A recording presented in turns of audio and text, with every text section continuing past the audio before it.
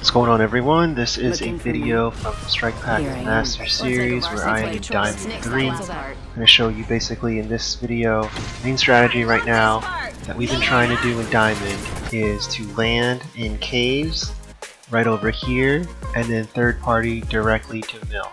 It's a really common strategy in rank. The higher you go, especially Platinum, Diamond, you're going to need to already have a plan by the time well before you land. Basically, before the game even starts, you kind of want to know where you want to land, where the dropship is coming from. So in this case, I'm playing with the duo, and I'm telling them, you'll see that I ping basically where I want to land, where I want a third party. But I'm playing Wraith here. The duo isn't super high level, it's not like Masters playing in Diamond. You just have one guy that has a Diamond trail, maybe the other guy's hiding it, I don't know. But you see, I'm the Wraith here, and I'm looking around. I'm talking to them right now and I'm saying, when we land, let's just loot very quickly and then let's attack mill, because I see people landing over there. So that's what's going on. And focus on how quickly we loot, because I really need to just find one weapon that I have a comfort level with, and so it doesn't even have to be a recoil weapon. I ping the blue and I take the purple. Level 2. And I find a car and a Havoc. Next ring's far. I chose to end up giving that flatline to my teammate there because he had said he wanted to ping if someone found a flatline. Look at Nasty Ali. He is all the way up there already by the 2 pods looting, and we're already making our way to mill. We haven't really gone to the town and caves, right? We're just making a beeline straight to mill because we're seeing knocks. If you look at on the right side of the screen over here, there's a huge amount of knocks, and we're hearing sounds coming from mill on both sides, so we know there looks like there's probably like 4 teams that landed in the vicinity, whether it's directly on the 2 mill buildings or the side buildings. And so the only thing I'm doing for loot right now is my initial loot, and then I open up bins that are along the way. And we're still in the first ring without it closing yet, so 2 minutes is a really quick loot time. We land caves because we can get the armor quick. So I see someone right in front of me. Unless it's Mirage. Close. And so once I confirm that it is Mirage and he didn't have this blown up, and I attack. So I'll review real quick. I attacked base when I was over here. That was probably like 15 meters. So really, strike pack not really in play, but I did have the car recoil loaded at that point, so there was probably a slight benefit. And then I see someone attacking me from up over here, so the first thing I'm going to do is retreat this way. I don't know where everyone else is in terms of the enemies, but look at where my teammates are. So one teammate is right here, that's Nasty, and then the other Valk is right behind me. So we're holding hands as we come in on purpose, because we don't know how many teams there are around. And now my teammate told me that guy was flesh, so that's the only reason why I came in. And we're still trying to push and be aggressive. Need to recharge my shields. Bogey's dead. So we're still staying within each other's vicinity. And then look, when I drop here, I don't bother looking backwards because I know my Gibraltar is already back there. So one nice thing about having teammates when you're holding hands is the space that they occupy, you don't need to double check. You're looking at places where your teammates are not looking to make sure that there aren't enemies in that vicinity. So I see a caustic trap. I think I already told my teammates that. And we don't really come across any enemies, even though we hear some gunfire, and obviously I just ran past a knocked person. So I'm pretty sure someone's on roof. That's exactly what's happening. The Valk on my team does finish that other guy. So right now I'm trying to loot for ammo. Look at my ammo here. We've only got 40 heavy ammo, and I'm just trying to find some heavy. A shooter. Move. The ring's closing in a minute. We're not close. So I find heavy ammo, and we know that there's at least one more enemy. We know the general vicinity of where they are. So in this case, the reason why I'm trying to go for a potential flank here, I'm not going to do that until I know it's safe, but basically I have 2 teammates that are together. The other team seems to be playing in a way that's passive aggressive, not super aggressive, so that kind of makes us feel that it's not a full 3-minute. And then the mistake there that the Bloodhound made was he scanned. When a Bloodhound scans, it makes a sound from wherever that scan's originating. So I heard scan coming from right in this direction. Bloodhound already had no armor by the time I was shooting at him, and he was in a really bad spot. So I'm not sure why he scanned. Probably should have waited for his other teammate, which you'll see in a second. So Bloodhound gets knocked. This other teammate's here, and you can see from this Valk, maybe I'm 15 meters or less, which is the perfect distance for the car. So if you do have a car or R99 and you have a strike pack, anti-recoil or whatever, this will be the perfect distance that you want to fight at. And you'll see that I do a decent amount of damage, crack his shields, and then my teammate gets him. And that's essentially the first fight. I have 4 KP. My teammates are also doing pretty well on KP. We have a ton of loot, and so it's, probably I would say 20%, 25% usage of the strike pack, but the vast majority of what we're doing here is just game plan and execution and communication.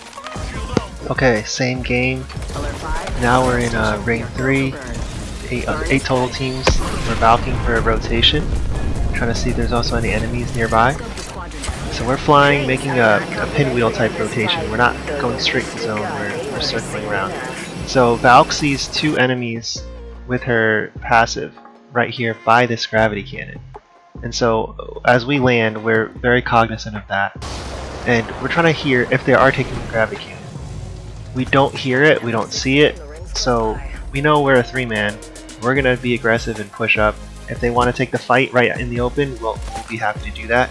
Most likely though, they don't take the gravity cannon and then we don't see them, so they probably retreated downhill.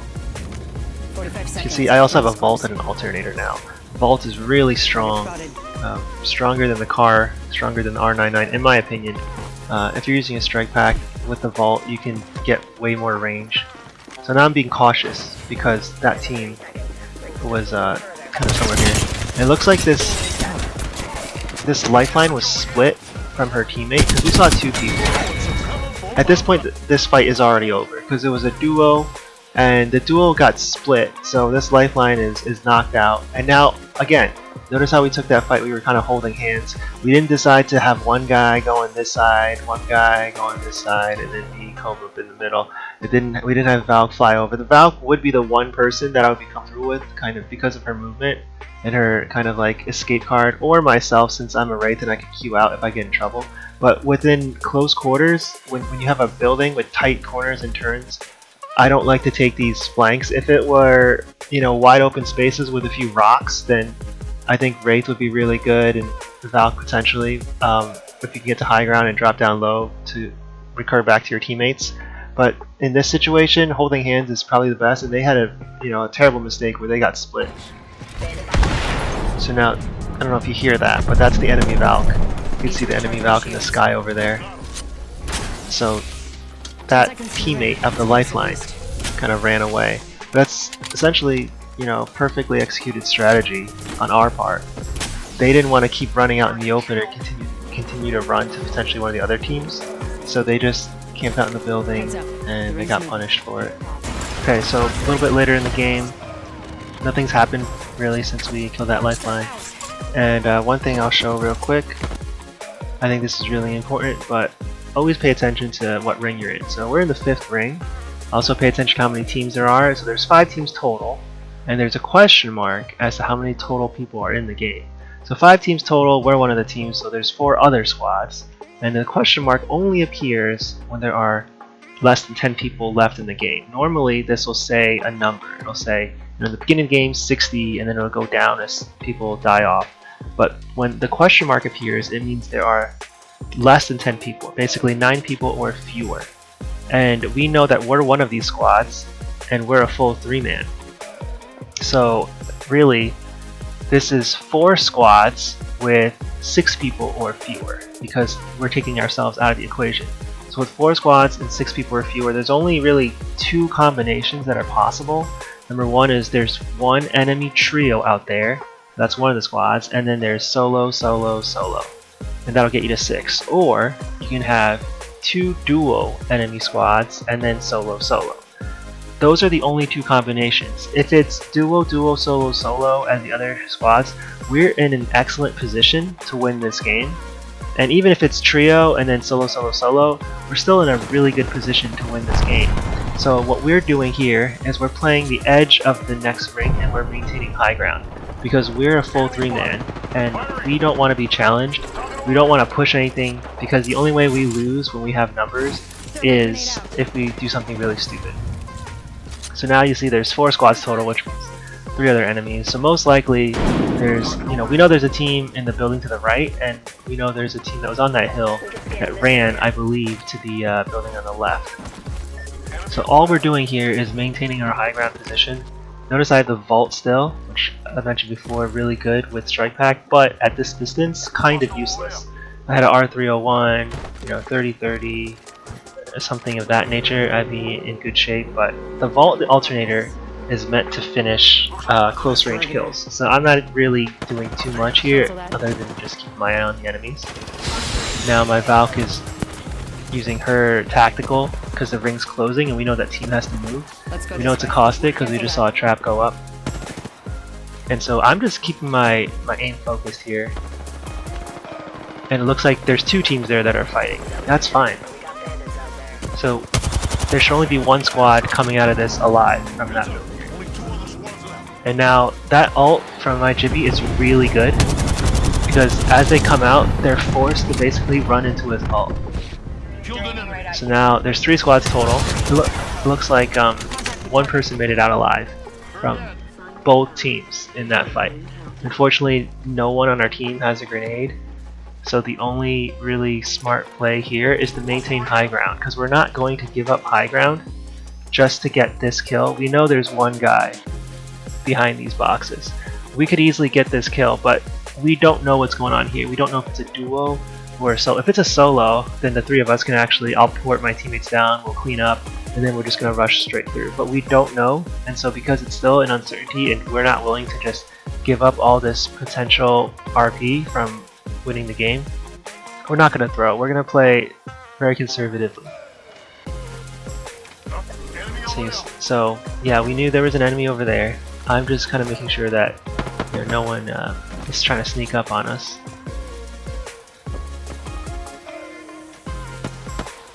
At this point in the game, we're kind of just waiting for the next ring to close.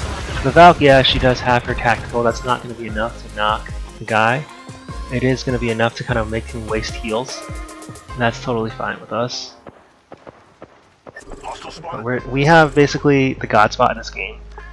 And we don't want to push down in case, if that's an Ashe with like another person, we don't want them to get our high ground. So I tell my teammates chill, I'm just going to take this rock at a different angle. I do, and then I get lasered. So I get cracked, the other opponent does not get cracked. That's the advantage of having essentially teammates, because I can come back behind this rock to heal, and my teammates are still in the high ground over there. So if that guy tries to push, then my teammates are going to laser him when he's pushing out in the open. So we're just playing really conservative again. I take a quick peek, make sure he's not pushing, but really that doesn't matter because, like I said, my teammates are watching. He's still watching this angle. Now he's in trouble because now my Valk has just stunned him, forcing him to heal. So I get the first few shots off and I eliminate him. So that specific fight with the vault, again, 15 meters, just like with the R99 and the car I mentioned before. The vault can extend a little further out, probably like 25 meters.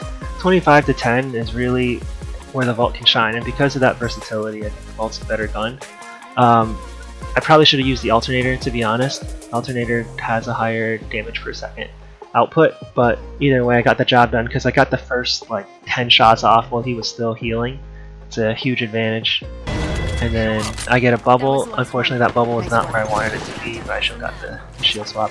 Now we're expecting a duel, so that bubble was not good by the Gibraltar, but that's okay. Given that no one's really peeking and it's just a single Wraith, we're able to get this. The Wraith kind of just gives up. The Wraith already got what she wanted, which was second place, so she's probably pretty happy. But yeah, that's essentially another game review. We're in Diamond, and you can see the majority of our work done is just strategy, positioning, and then yeah, execution, which is probably, has to do with the strike pack, but not all. So hope you enjoyed the game, enjoy the commentary. Please subscribe if you liked it, and thanks for watching.